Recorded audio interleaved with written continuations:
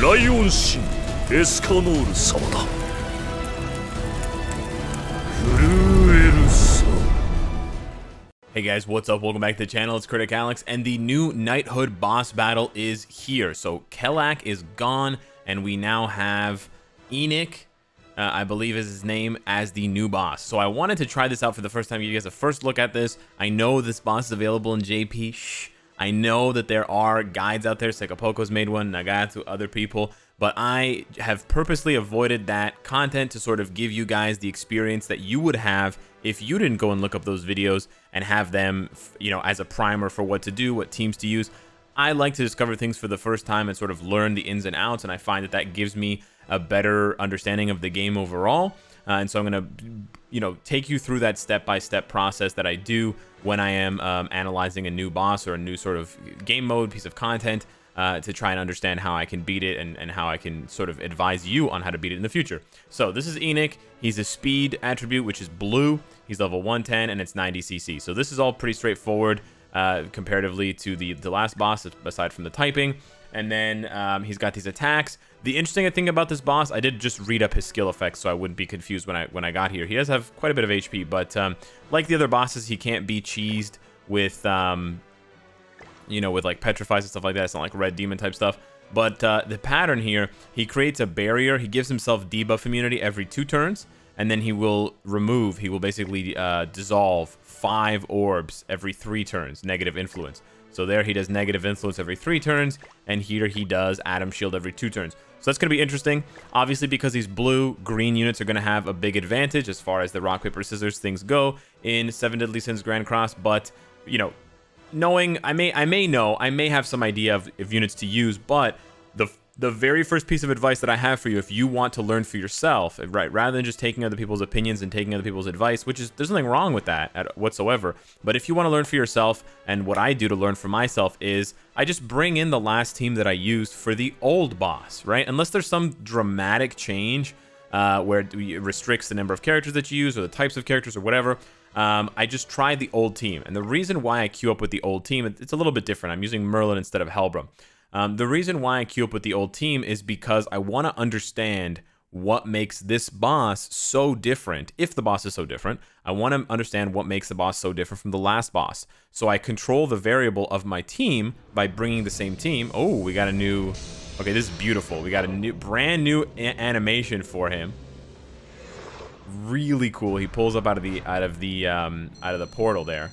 So I want to understand why this boss is so different than Kelak. So I need to bring the same team and basically do the same strategy in order to see what it works and what doesn't work. So here we're going to check out... Oh, we do not... Hang on. Hold the phone here.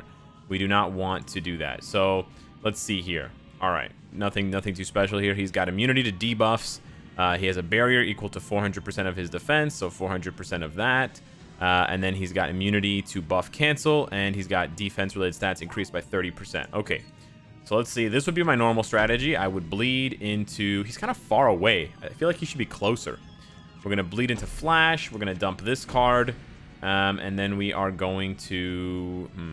Let's just cube up and see how much damage he does. Let's see if he breaks the cube. Okay, so there's his shield at the bottom. No bleed. There's the Flash. There's that. So you cannot apply any debuffs. So immediately Jericho becomes worse because you're never going to get that weak point damage. So any kind of weak point skills, any kind of weak point characters that you've been using are not going to work. He cancels the buff. He cancels the shield. And then he does that. He also broke the patience. I do have a patience set on Gother, but he broke through that. So he reset my trickery, which is kind of disappointing. It's not the best possible build here. I have 105 resistance, and my defense is a little bit low. 884. Could be a little bit higher. So maybe I need to move the resistance down and up the defense. Now, he's going to play that card now, right? It's turn 2. So he's going to play Atom Shield, which is going to give him those buffs back that I took away. So he's basically just going to refresh his shield. So before he refreshes his shield, why don't we... I can't apply any debuffs, eh? Okay. Well, we're just going to flash flat. This will give us more crit rate. So we're going to double flash. We're going to bop. And we're going to... Do we want to cube again, or do we want to attack seal? Let's cube again. I'm hoping to get a combine on the freeze. The damage is low from Jericho, but it's not that bad. I mean, wow. Gustav, Jericho's brother, Gustav, is doing more damage than Jericho. So that tells you something. He's doing 16k with his Blizzard Axle, and she's doing 13k with her non-weak pointed flash attack. So that's pretty crazy. So we got a lot of dissolves here. Obviously, we don't want the fight to go on this long, but we don't have too much else to do. Let's move this card and see if we can get a combine.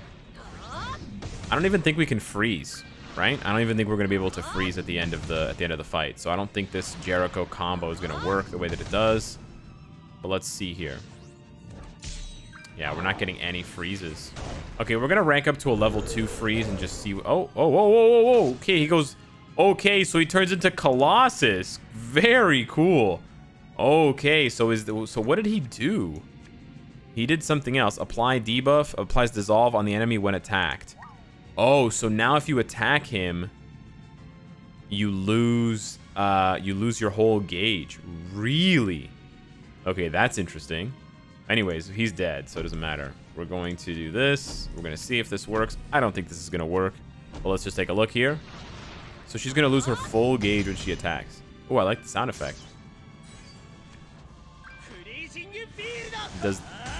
So that doesn't work at all.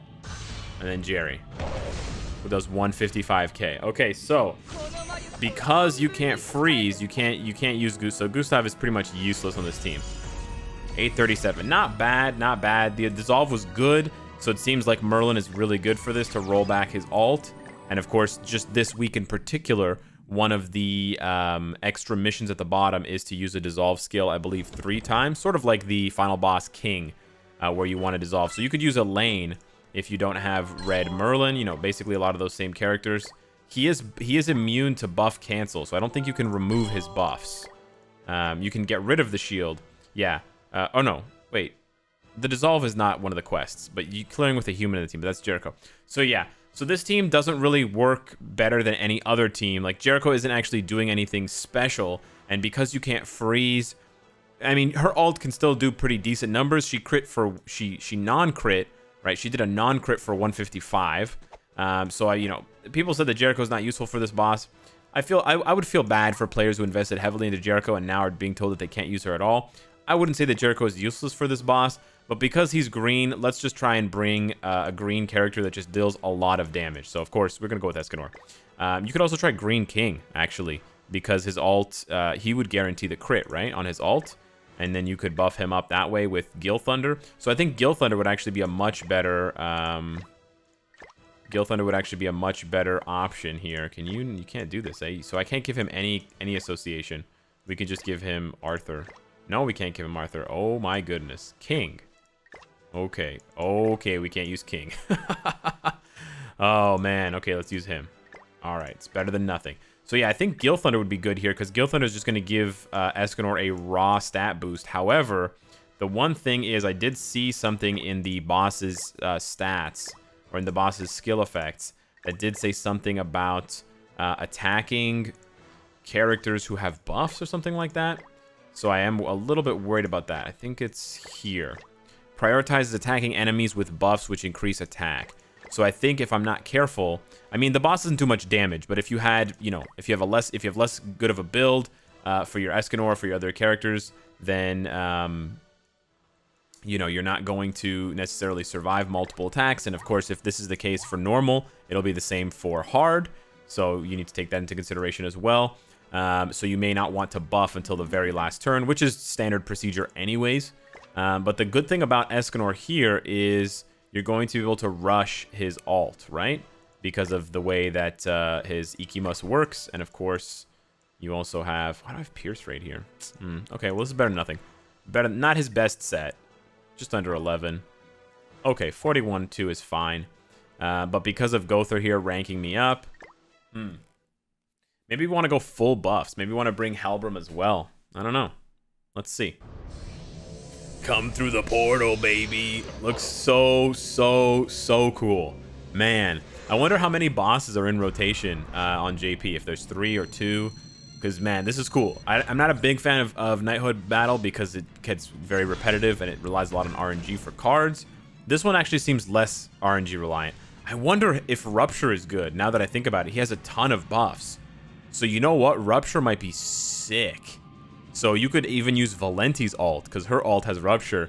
So if you, for some reason, if you simp hard for Valenti, but you never got Escanor, maybe you could use Valenti. How hilarious would that be? So let's do this, and this, and this. Let's see here. Yeah, 11,000. Not bad. Not bad. For a defense HP. Yeah, and then, of course, Escanor does a ton of damage. Oh, the Ignite does stack. Interesting. Okay, the Ignite works. Okay, all right. Are there any other green characters that Ignite?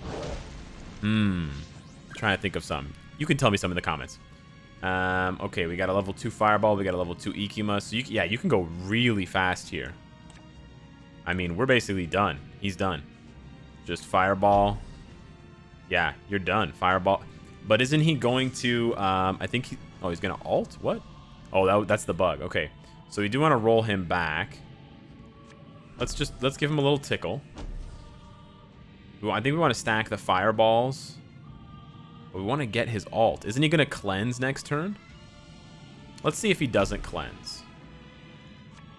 Let's see if he doesn't cleanse. Also, we hope we don't kill him. That's the okay. I might have killed him by accident. Yeah, okay. It's gonna be the same damage though. Okay.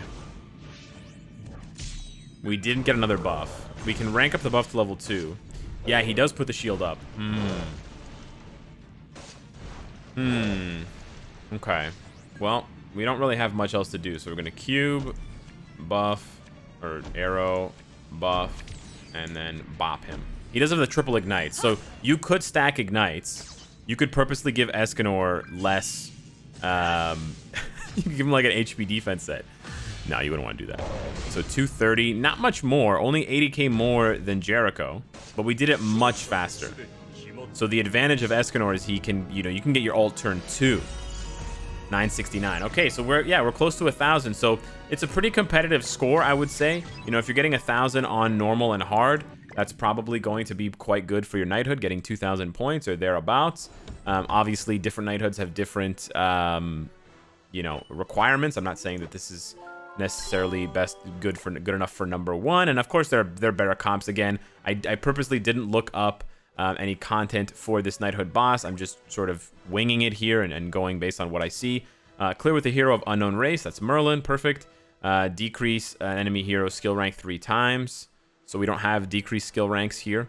And then clear with heroes having more than 50% HP. So that could be her. You could also run green Princess Liz, and you could ult quickly to give everyone orbs. I don't know how necessary that is, having both Gother and Escanor, but if you don't have Gother and you do have Escanor, you could rush that way.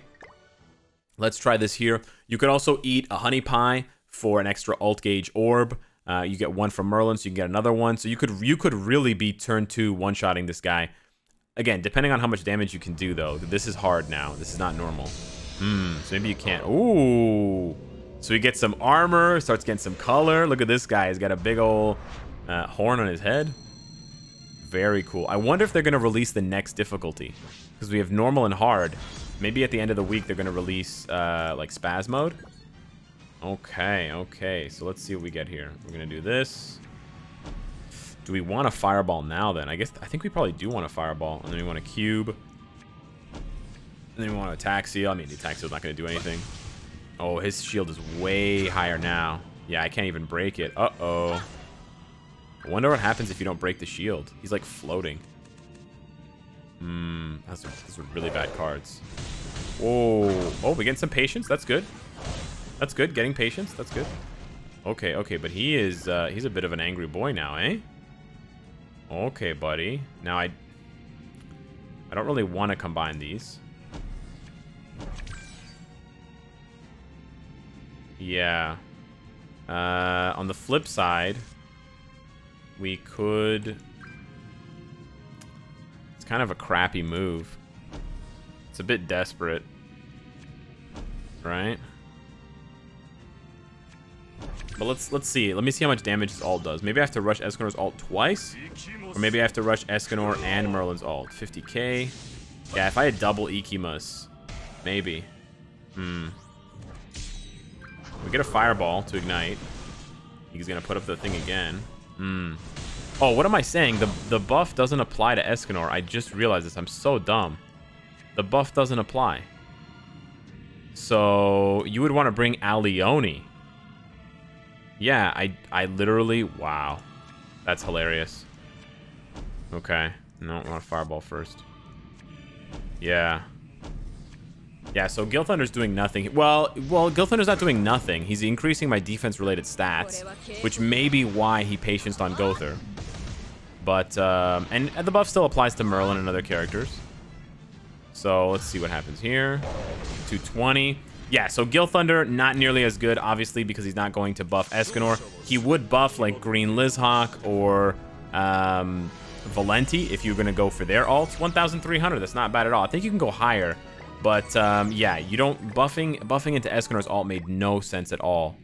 Yeah, I completely spaced on that one. So you'd want to bring, if you weren't going to go that way. That's not bad. That's not bad. 2,400. That's not bad at all. Everybody makes mistakes now and then. No worries. So if you wanted to do that, then you would probably, if you wanted to just buff up his damage as much as possible, Alioni has the unique that increases HP attributes attack-related stats by 10%. So you could do that to give him 10% attack, 10% crit damage, 10% crit rate, and 10% pierce. But it's not a bad idea to bring Gil Thunder for the patience on Gother, because then every time he patiences Gother for every turn, I mean, you are sort of rushing it for turns. So you wouldn't necessarily want to take many turns either. So you're not going to get more than a 10% bump. But even one turn of Gother getting patience means at least 10% attack, right? Because that's the trickery passive is 10% base attack. 10% attack, not attack-related stats. So you don't get the crit damage, crit rate, pierce rate, but you do get the attack. So if you go for 2 turns, is 20% attack worth more than Alioni's 10%? If not Alioni, then who else would you bring? That's a good question. I don't know. I don't know who else you'd bring. There probably are other options out there, but I just wanted to give you guys my first look. I'm obviously not giving you guys a guide yet on how to do this, but this is how I would approach things. You make mistakes, you learn from your mistakes. We're going to have 20 comments down below saying, oh my God, this guy doesn't know Escanor's, unique with the pinnacle or whatever it's called, where he, yes, I'm fully aware of this. Just sometimes sometimes we forget things, or sometimes we make mistakes. It's not the end of the world. It's not the end of Grand Cross. Anyways, let me know what you guys think of the new Knighthood boss. Let me know what your team strategies are for it and what you've encountered working well or not working well. Maybe Green King, maybe something else entirely. Thanks so much for watching, and I will see you in the next one. Take care.